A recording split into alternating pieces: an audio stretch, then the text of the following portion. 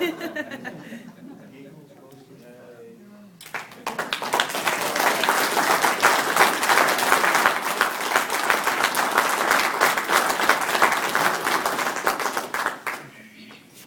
now it's your turn for rebuttal.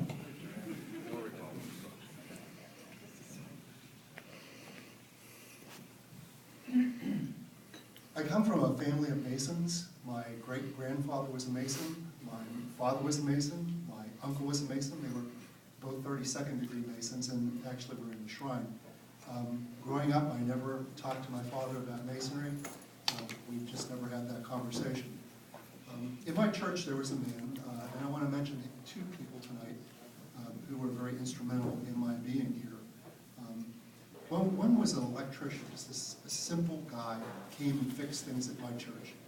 And after my father died, he said to me, one day we were having this conversation, and just out of nowhere, he said to me, you know, for a pretty educated guy, you're pretty dumb.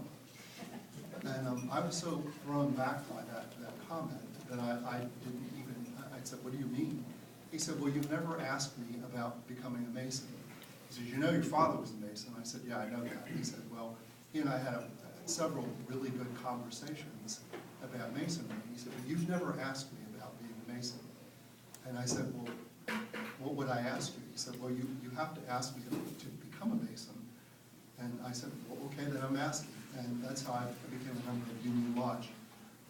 Did it mostly out of my admiration and respect for Whitey Turbeville, who was a distinguished brother in my lodge. Masonry then became something that became a part of my life.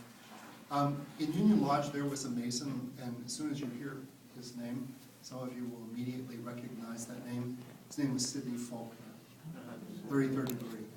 And Sidney, I think, more needed somebody to drive him down here than anything. And he asked me, would you like to come down to the Scottish Rite and see the building? And I had such a high esteem and admiration for Sidney that I would have driven him to California to see the building. So we started coming down here, and the thing that blew me away is every time we walked in the room, it was like being with Mr. Mason. We would go up to the table, usually in that corner, and as we were approaching that table, they were already pouring his Southern Comfort with 2 ice cubes. And Sidney then got me started in Feast of the Paschal Lamb play. I figured out that that was pretty neat to do, and I would have done anything for Sidney. So I particularly want to mention both of those distinguished brothers tonight. I wish they could be here. Wish my father could be here. He'd be blown away, maybe more so than me. I'm pretty blown away. Everything that I've done here, I've done because I've so enjoyed being here.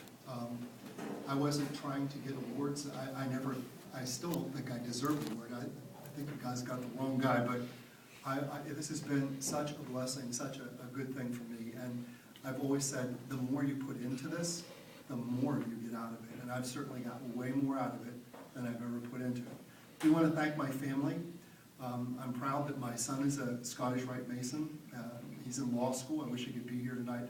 I want to thank my daughter and my wife for the many times they've heard me talking in a room. And my wife could find, do you have somebody in there with you? But we all know what that talking is about, and we'll just leave it at that. But I want to thank all of you. I don't think it was over a year ago that I got that call from Deputy Dave, and I don't think my feet are on the ground yet. I've tried different shoes, but they're still not there. You're a tough act to follow.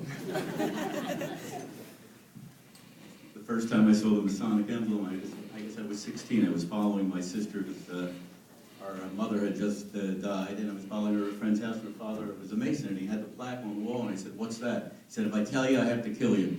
So I forgot all about it. I'm walking down the corridor in college, and my friend had the ring with the emblem on it. And I said, what is that, and how do you become a member? He said, you just asked the right question. He said, you'll have your petition tomorrow.